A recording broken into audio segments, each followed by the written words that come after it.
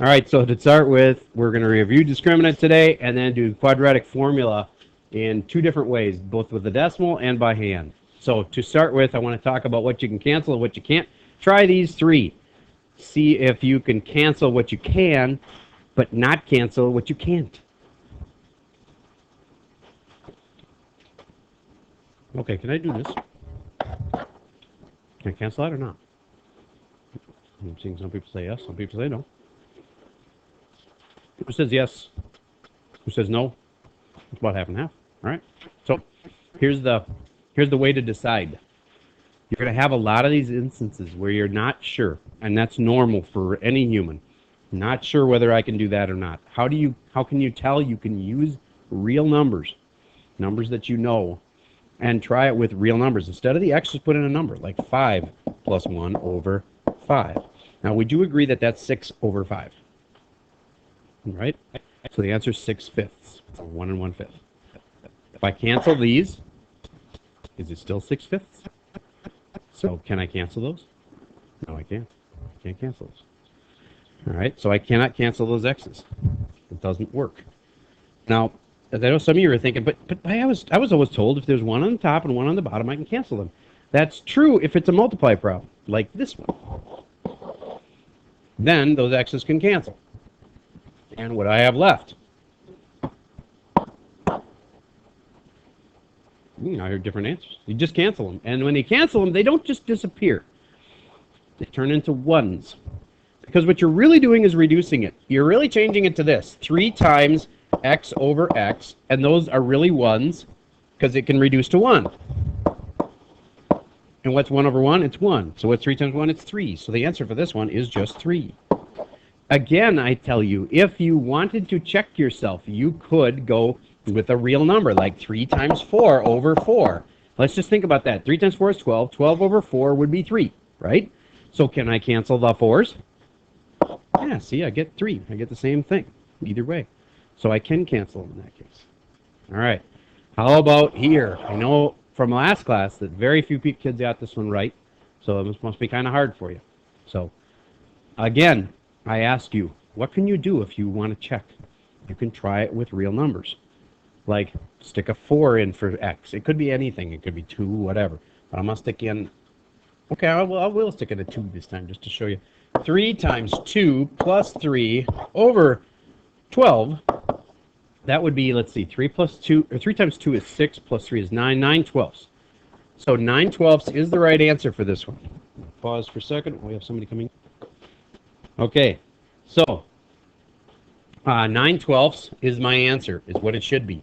So now, come on. So now, if I double check this thing and see if it would have been 9 twelfths if I canceled something, you know this 12 could be written as 3 times 4, right? Cancel, cancel, cancel. Remember when they cancel, they turn into ones. Put a 1 on top. And there's a 1 here and a 1 here, but those don't really do anything. 1 plus the 2 on the top makes 3/4 is the answer. Is that the same as 9 twelfths? Yes, it is. So I can cancel in that situation. That's my proof to you that I can go cancel, cancel, and this 12 is really 3 times 4. Cancel. Final answer, x plus 1 over 4. Notice that this turns into a 1. It doesn't just disappear. Did any of you have x plus 1 over 4 on your paper? All right, nice work for a few of you knowing that ahead of time. You had that? Okay, that's what's hard. It's you're not sure sometimes. Like, I think I can cancel this, but I'm not sure. That's how you can check yourself. Use real numbers. So let's just do one more like that. Say I had 12 plus 6x all over 8. Simplify that. Just write down what you think the answer is. If I get 80% of you knowing it, then I'll know I've explained it well enough.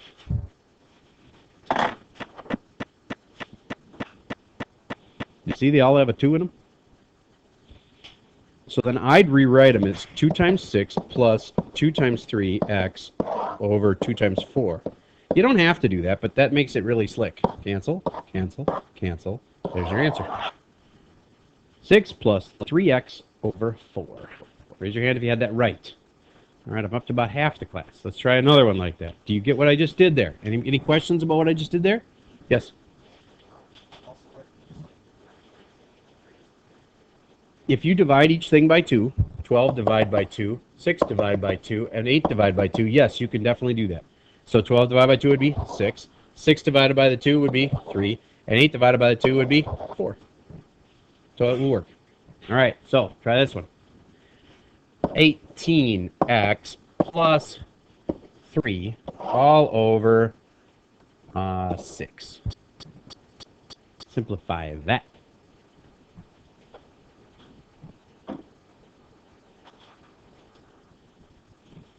How many of you are dead confident? I know I'm right on this one. Okay, I'm like half the class is confident. All right, so let's see. The way I'd do it, I'd write it as 6 times 3x plus 3 over 3 times 2. That way I've got 3's in everything. Cancel, cancel, cancel. 6x plus 1 over 2. Raise your hand if you got that one right. All right, now we're up to 80% of the class. Any questions? Like, why'd you do this? Or how come you can do that? Anything? All right, if you have personal questions, you can always ask me later.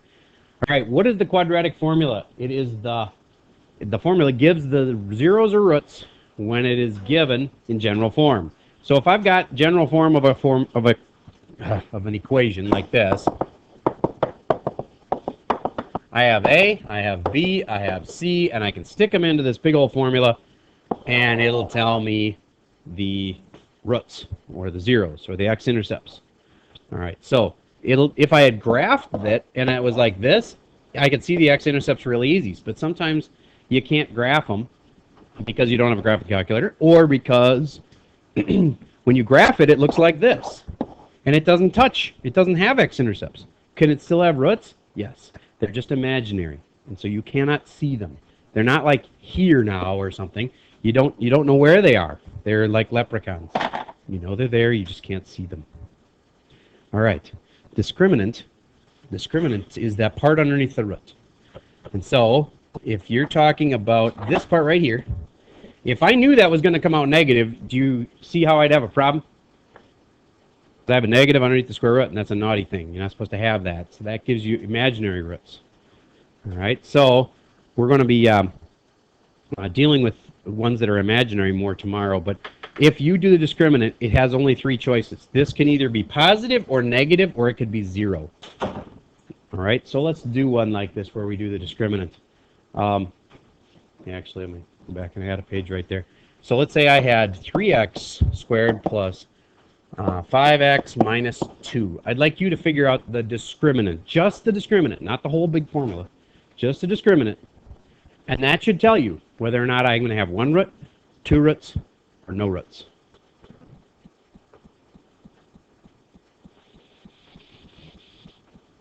So you're doing b squared minus 4ac right now, unless you're distracted by the fact that you're... Right, so what do you think?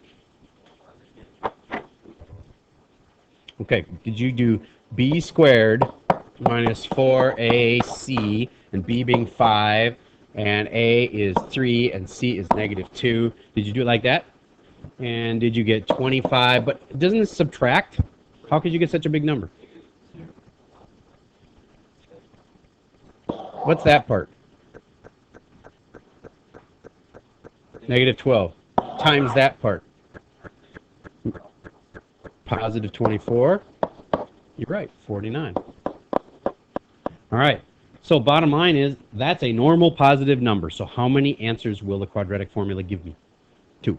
And in fact, this one will work out really nice because when it's underneath the root, it's going to work out nice because square root of 49 comes out 7, and it will be an easy one. Okay. What if this had come out to be negative 37 or something? Then I would know how many answers would I have. No, which kind of answers? No real answers. But there would have been imaginary answers. And there's always 2 answers to quadratics. And how could it be that I could get an answer of, let's say this had been minus 25 and I get 0. If I get 0, then I get 1 answer. How can that be 2 answers?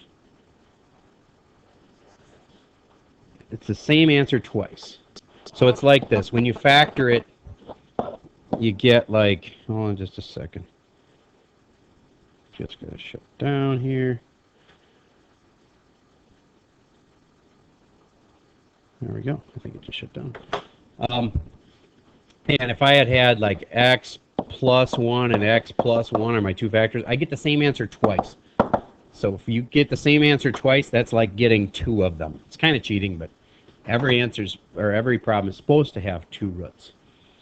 All right, so if you get a 0 on the discriminant, you're going to have this big formula back here with a 0 right here, and then the plus and minus 0 doesn't even do anything, because adding 0 and then subtracting 0, it's the same thing.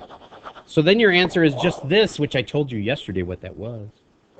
The vertex. If you ever have a 0 right here and everything cancels, then the answer you have is the vertex. Because the answer you have will be one of those kind that touches only once. And if it touches only once, it has to be a vertex that way or a vertex this way, one or the other. And it's a vertex either way. This one's called a max. What's this one called? A min. All right, good. Okay, so that's a review of the discriminant. Next thing we're going to talk about here is simplifying these guys. To be able to get your answer in their quadratic formula, a lot of times you end up with something like this: 2 plus or minus the square root of 72 all over 6. And you have to cancel some stuff. I need a 2 here, and a 2 in here, and a 2 in here to be able to cancel stuff. And that 72 can be simplified. So let's just talk about what those can simplify to. Like the square root of 20, I can break that into square root of 5 times square root of 4. Why is that good? Because that is a whole number. It's 2. 2 root 5 is my answer for this one. Would you try doing that for the square root of 32 right now? On your paper, just write what you think it would be. We're just simplifying radicals. That's what this is called. So that is usually done with a pencil and a paper. Write down what you think the answer is, unless you are completely lost. Got an answer? All right. What do you think? 4 root 3? Oh, good. I was hoping I wouldn't have to fix it. So this one would be root 16 and root 2. That's why you get 4 root 2. All right. Root 54. Should be able to do this in your head. 9 times 6 is 54. So 3 root 6. How about square root of 90? Breaks up into root 9 and root 10. So it would be 3 root 10. You getting that? Raise your hand if you feel comfortable with those. Those are easy. All right, good. Then, if you're in the middle of one of these quadratic formula problems and you end up with something like I showed you before, 3 plus or minus square root of 72 all over 12, you should be able to handle that now. Try that one. First, fix the 72. Then cancel what you can cancel and see what you get. This was one of the most missed questions on our test last year. Not this exact one, but one like it.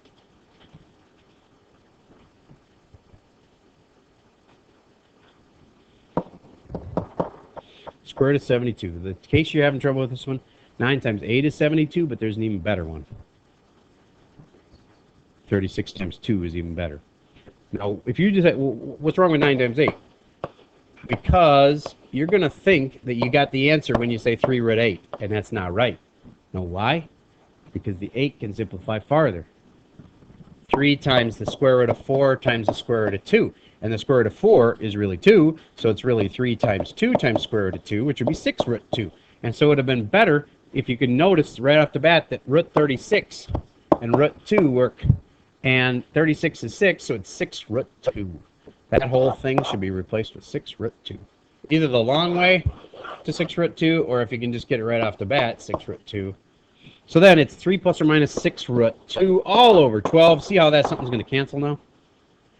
3 goes in everything. 3 goes in there once.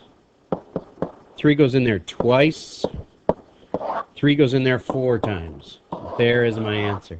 The most common mistake on this one that I see is kids notice that 3 goes into everything, and they cancel it, and they go, 3's gone. There's nothing there now. But there really is. When things cancel, there's a 1 left behind. Okay? Don't forget and leave that off completely. All right, so now back to this one. Here we have it all like decked out with A, B, and C to remind you that that's what you need for quadratic formula. A is 1. What's B? What's C? So then I need the quadratic formula, but I want to show you a better way to write it than you've ever written it before. I actually brought this up a little bit yesterday, so maybe you started doing this, but I'm telling you, this works awesome. You know the formula, x equals negative b plus or minus square root of b squared minus 4ac all over 2a, which is kind of crazy. It's a really long formula, but it helps to memorize that little song to know it. But here is how you could write it better. Negative b plus or minus the square root of b squared minus 4ac all over 2a.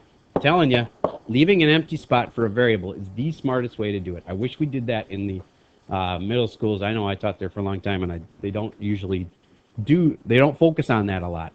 But every variable is an empty spot. It's an empty parentheses. Why is that better than just like leaving the x or the b there? Because now when you drop in a number, you drop it in here, you'll hopefully remember if one of those numbers is negative, like let's say this was negative 10, that you drop in the negative with it.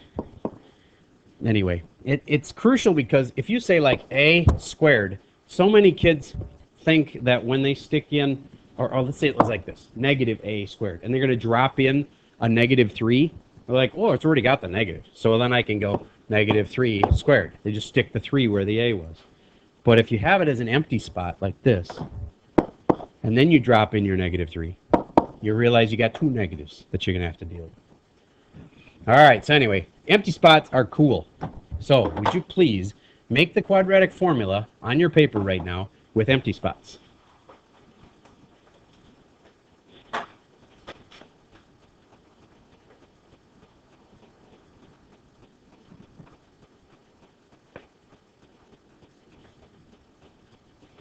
Now would you drop in A, B, and C, being what I have on the board here, 1, 9, and 10. This one doesn't work out particularly nice or anything. It's just kind of a normal problem.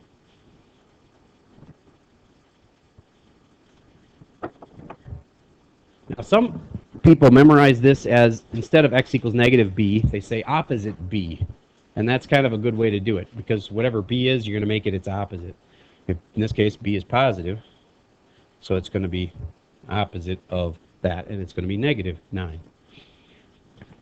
So I'm putting in my b there and there, my a, 4ac all over 2a. So that's an a, and that's an a. I'll put in my 1 there, 1 and 1. And then the c is 10, so 10 goes there.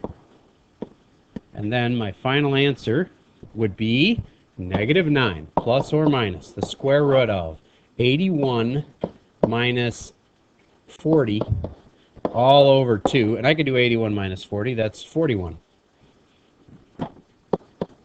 Now, if that was one of those kind where we could simplify it, we would. But 41 is a prime number, so you're not going to be simplifying that. So that means that I'm done. And this, ladies and gentlemen, is simplified radical form. Sounds really impressive. It just means that you have a radical left in your answer. That's simplified radical form, because I simplified it all the way, and it's got a square root in it. And those are called radicals. All right, decimal form for it would be pretty much you just take this same exact thing and type it into your calculator. But I want to warn you, you got to have parentheses here. Otherwise, your calculator, when you're typing it in, will think, okay, so you want to take 9, and then you want to take the 41, and you want to divide by 2. It'll only divide the 41 by the 2 if you don't have these parentheses here. So don't forget that. Try that right now. I wish your calculator had a plus and minus where it would like do both at the same time, but you have to type it in once with a plus, get an answer, and then go type it in again once with a minus and get an answer. And those of you that have the program, how many of you actually have the program on your calculator? All right. You, at this point, could just type it in what A, B, and C are, which was 1, 9, and 10, and you'll get your answer faster. That's the advantage of a program. All right. I got it, but I don't think it's right. That's scary. It is. It's not pretty numbers. I mean, they're decimals. So, what'd you get? Who feels comfortable either by hand or they did it with a calculator? And yes. Negative 1.3. Anybody verify got about that? With that, maybe the rounding be a little bit different. All right, that's like 4 or 5 kids. Did anybody get something completely different that they think is right? What'd you get?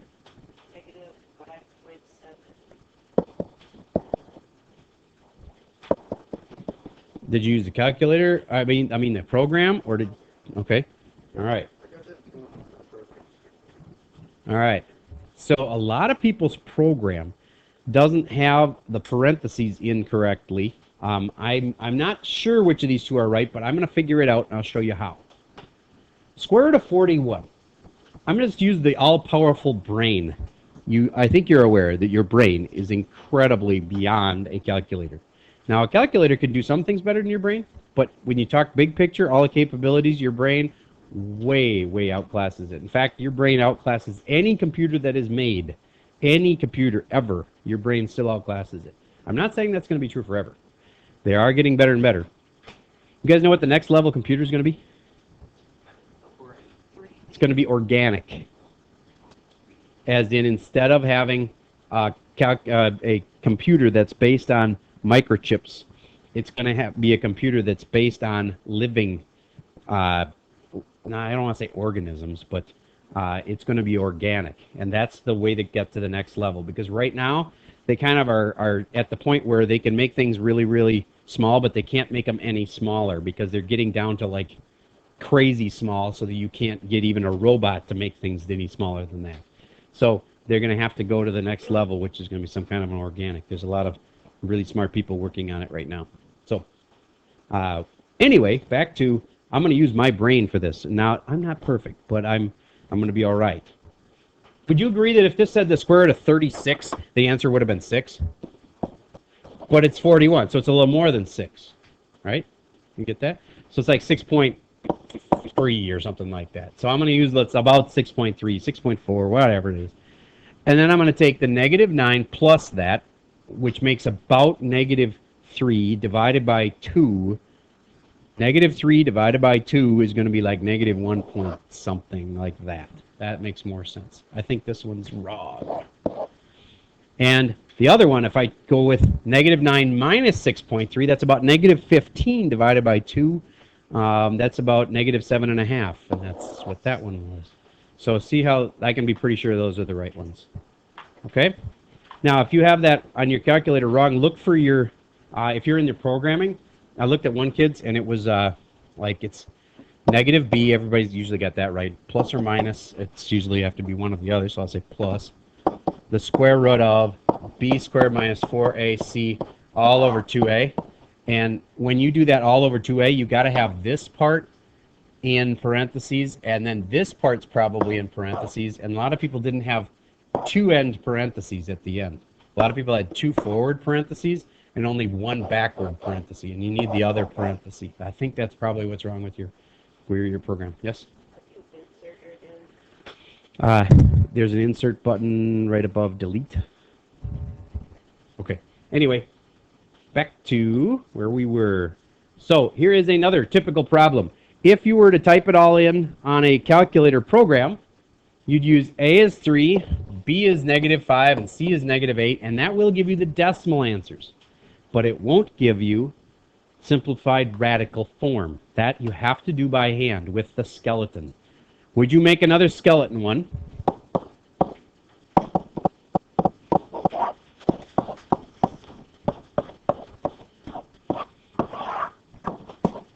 And then drop in the right numbers and tell me what you get for simplified radical form.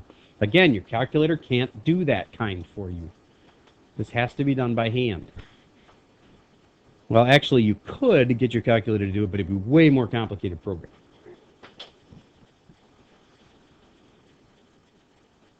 We were just talking about this yesterday, I think, how, I don't know if I talked about it in here, but how now Siri, that thing that the artificial intelligence made by Apple on their new iPhone, it's called Siri, S-I-R-I, you can talk to your phone and ask it questions. And I got a chance to play with them the other day. It's really fun. Like some simple stuff like, what temperature is it today? And then it goes, looks up the temperature, and comes back and says, it's 47 degrees right now, and it looks like it's going to snow, or whatever. And It's got lots of, they programmed it with lots of personality, like, what's your name, what's your favorite color, all these, like questions you would ask a person. And like, what's the best smartphone? And I asked Siri that, and she goes, what did she, it was either she said you're holding it, or I think you know the answer to that, or something like that. Anyway. So Siri is going to be mixed right now. It's currently only available on the Apple iPhone 4S, the brand new one, but they're talking about making it on the iPad 2, which, if we get iPads in this class, would be the iPad 2. So you might have Siri before you know it. And your iPad then wouldn't go through the cell phone signal, it would just go through Wi-Fi. And so you could be sitting here in class and be, asking a computer, what's the roots to 3x squared minus 5x minus 8? And it seriously can do it. Really? It can do that. It is cool. So you would, instead of... What's that? Exactly, yes. That's like I was talking about this one. You could do this one with Siri. You could just ask it, what is 3x squared minus 5x minus 8 factor 2? Or what is its roots? Or, basically, as soon as it starts hearing a mathy sounding thing, what it does is it goes and plugs it into Wolfram Alpha, which is a pretty powerful website that you can use right now on the internet if you want to.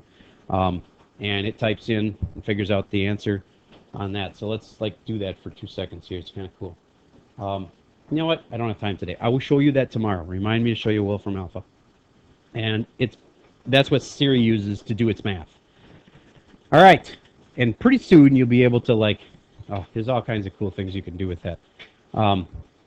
If Siri is allowed to do that kind of stuff, if Siri is allowed to get into other programs, like programmers can start making Siri built into their apps, then you could have apps that, for instance, would, you could say, okay, Siri, if you could ever find me a ticket to go to Phantom of the Opera on Broadway for less than $85, book it. And it could actually do that. It could actually go and do searches until it finds a ticket. It's $85, and it could book it using your information. It's already stored. I mean, what's coming in the future for you guys is going to be pretty cool. You'll be able to have a personal computer assistant to say, you know what? I'd love to take my family to Florida, but I can't search every 10 minutes to try to get the cheapest tickets, but Siri could. So you could be saying, okay, look for tickets for me until you find tickets that are less than $200 from Minneapolis to Tampa, anytime between September, and December or whatever. You could just set it in motion like that. It could keep doing it until it finally finds them, and then it just books them. And then it can let you know, hey, I booked it. It's a pretty powerful future. All right. So what you should have put in was negative b. Actually, this is the b part. This is the b part. For a is 3, a is 3, and it's weird 3, and then the c is negative 8 right there. So final answer. No.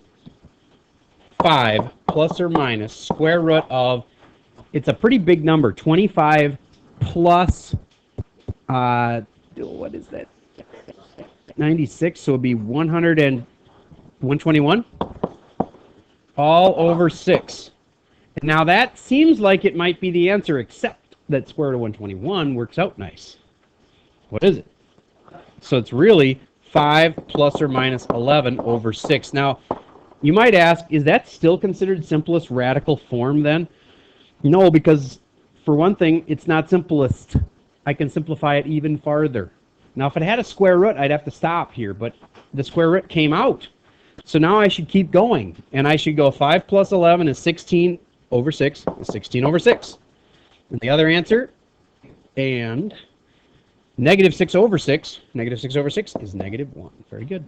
Those are your two answers. That is simplified radical form. I know it doesn't have a radical in it, but that's simplified radical form. Now, if you ask one of your homework questions, then says, kind of crazily, now what's the decimal answers? Well, it makes you think you're going to have to go do the whole problem over again. You don't. I already got them. It's just change that to a decimal. And it ends up being 4.6 repeating, I think. 2.6 repeating, sorry. You're right. 2.6 repeating. And negative 1 is a decimal already. So, all right. So when they ask for simplest radical form, that is an okay answer, right? Like this. You don't have to have a radical in it. When they want decimal form, you do need to have your answers as decimals, though. All right. I think we've covered everything that we have to try. I'm just going to ask people, I don't want you to actually do this. I want you to tell me, what's the first thing you would do in this one? I'm trying to solve this one.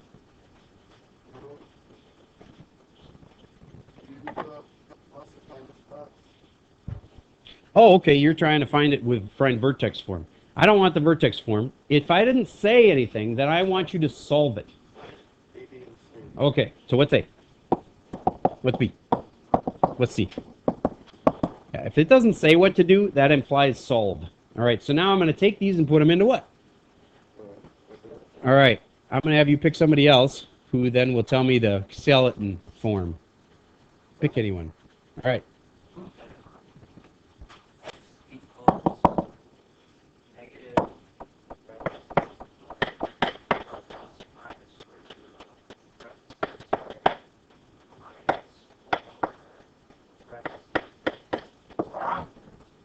Very good.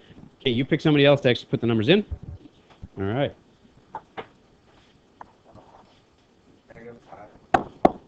A -5 or a 5?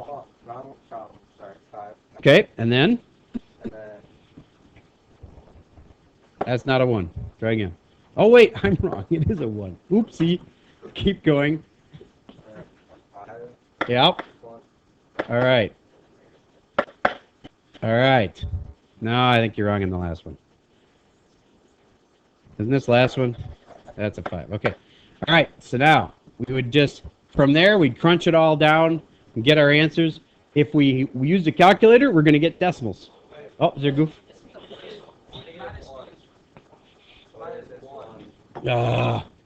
Okay. -B. So it's B is 1. I'm going to blame somebody for that. You! I was gone yesterday. Good answer. You weren't gone when you learned quadratic formula. That was in 8th grade and 7th grade too. But anyway, okay. We all make mistakes though. So I'm sorry. I should have checked you, but I didn't. All right. So bottom line, you use the quadratic formula. You use a calculator sometimes. You don't use a calculator sometimes. And I think you've learned everything you need to know for today.